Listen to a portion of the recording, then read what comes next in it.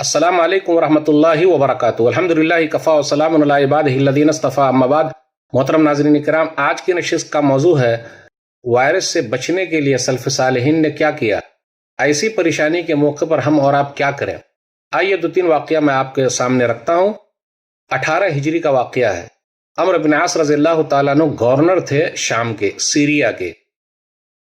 کہاں لکھا ہوا یہ؟ تاریخ طبری کے اندر 18 ہجری کا واقعہ ہے، جلد نمبر 4 صفحہ نمبر 62 کے اندر یہ آیا کہ عمرو بن عاص رضی اللہ تعالیٰ عنہ جو وہاں کے گورنر تھے، انہوں نے انتظام کیا۔ دنیا کے تمام گورنروں کو چاہیے کہ انتظام کرے۔ ابھی ہم اور آپ کورونا وائرس سے جوجھ رہے ہیں، مہاماری سے جوجھ رہے ہیں، پوری دنیا جوجھ رہی ہے۔ 1 لاکھ کے قریب لوگ دنیا سے جا چکے ہیں اور دن بدن تعداد بڑھتی چلی جا رہی ہے۔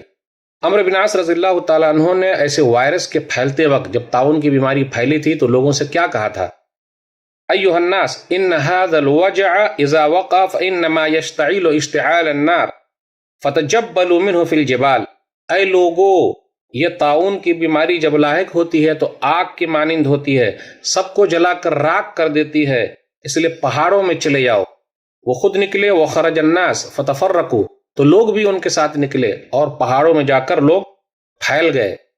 ورفعہ اللہ عنہم، تو اللہ تعالیٰ نے اس بیماری سے ان تمام لوگوں کو نجات دے دی۔ کہا جاتا ہے 20 سے 25 ہزار لوگ یا 25 سے 30 ہزار لوگ اس بیماری کے اندر دنیا سے چلے گئے تھے۔ عمر بن خطاب رضی اللہ تعالیٰ عنہ کو پتا چلا تو راوی کہتے فواللہ ما کرہہ، تو اللہ کی قسم انہوں نے عمرو بن عاص رضی اللہ تعالیٰ عنہ کی اس ترکیب کو پسند کیا، اس احتیاط کو پسند کیا۔ ایک واقعہ اور میں آپ کے سامنے رکھتا ہوں۔ 478 ہجری کا واقعہ ہے۔ ابھی ہم اور آپ 1441 ہجری میں چل رہے ہیں۔ 478 ہجری کا واقعہ ہے۔ البدایہ والنہایہ جلد نمبر 12 صفحہ نمبر 127 کے اندر یہ واقعہ بیان کیا گیا ہے۔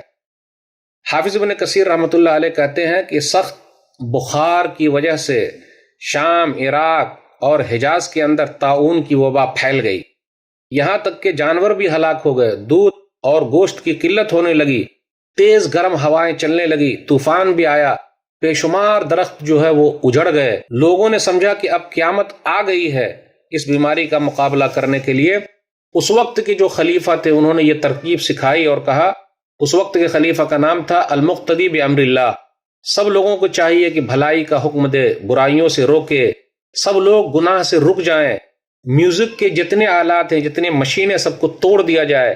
پھر اسی طرح آج کل دیکھ لیجیے ڈانس بار ہیں، سمندر کنارے جو برائیاں ہو رہی ہے سب کو چھوڑ دیا جائے۔ شراب کی بوتلیں اس زمانے میں توڑ دی گئی۔ پھر اسی طرح ریاست کے جو بدکار لوگ تھے ان کو جلا وطن کر دیا گیا۔